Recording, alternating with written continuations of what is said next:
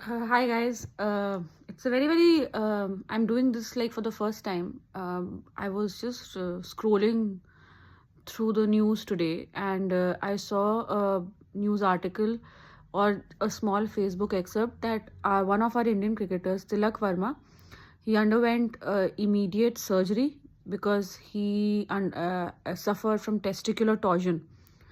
So a lot of people asked me, I mean the non-medical people asked me what testicular torsion exactly is and why did he have to go undergo a surgery suddenly in between a tournament. So this is like very short. So what happens is testis जो हमारा होता है वो एक sac के अंदर होता है. उस टेस्टिस के बाहर बहुत सारी कवरिंग होती है. उसमें से जो सबसे बाहर एक स्किन के जिस नीचे कवरिंग होती है टेस्टिस की, उसको कहते हैं ट्यूनिका वैजिनालिस, और ये दोनों तरफ के टेस्टिस में होती है. और ट्यूनिका वैजिनालिस के अंदर एक कॉर्ड जैसा, जैसे कि आपके मोबाइल के चार्जर का कॉर्ड होता है, वैसा स्पर्मेटिक कॉर्ड रन कर रहा होता है. टेस्टिस अंडे के शेप में होती है, गोल सा ओवल सा दोनों तरफ, राइट एंड लेफ्ट, और दोनों टेस्टिस की अपनी अपनी स्पर्मेटिक कॉर्ड होती है जो कि एक ट्यूब की तरह स्ट्रक्चर होता है. और उस ट्यूब, वो जो स्ट्रक्चर होता है वो एक कवरिंग के अंदर होता है विथ द टेस्टिस, उसको कहते हैं ट्यूनिका वैजिनालिस.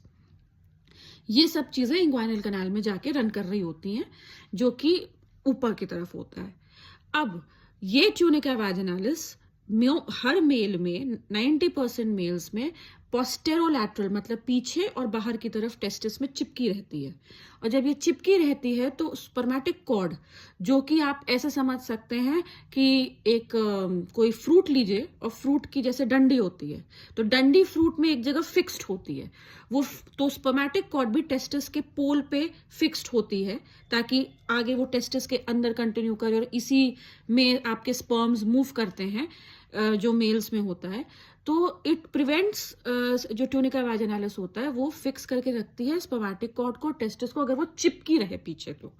कुछ लोगों में 1 in 125 अडल्ट मेल्स में ये वाली जो ट्यूनिका वैजिनालिस ये ठीक से नहीं चिपक पाती.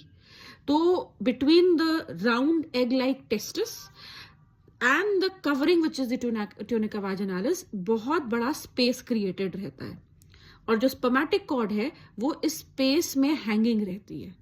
इसे कहते हैं बेल क्लैपर डिफॉर्मिटी. अंग्रेजों की जो घंटी होती है उसमें जो अंदर एक जैसे चर्च के चैपल में आप गोंग को घसीटते हैं तो ढंग ढंग आवाज आती है, दैट थिंग जिसको आप ऐसे बजा रहे होते हैं, दैट इज क्लैपर. तो ये स्पर्मेटिक कॉर्ड लूज पड़ी रहती है कवरिंग में.